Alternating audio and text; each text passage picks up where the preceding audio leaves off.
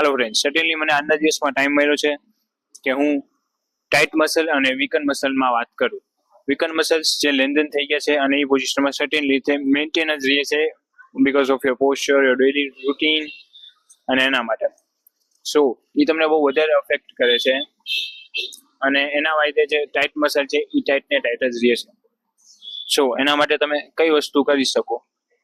Simple છે, સાવ જ સિમ્પલ છે. તમારે જે વીક મસલ છે, જે લેન્થન થઈ ગયા છે, પહેલા એને સ્ટ્રોંગ કરવાનું છે.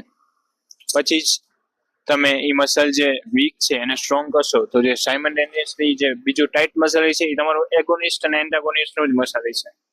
તો એ પછી તમે એને ફૂલ રેન્જમાં લાવી શકશો તો એની ટાઇટનેસ બી દૂર થઈ જશે. So first try to strengthen tight weak muscle. If મારી ચેસ્ટ ટાઇટ છે, મારું બેક વીક છે, તો એ લેન્થનમાં રહેશે. તો first of all I have to train my back first. Okay, એના માટે તમે સર્ટેન એક્સરસાઇઝમાં પાસ્ટ વિડીયોઝ તમે જોઈ શકો છો, એમાં અમે પ્રોવાઈડ કરેલું છે.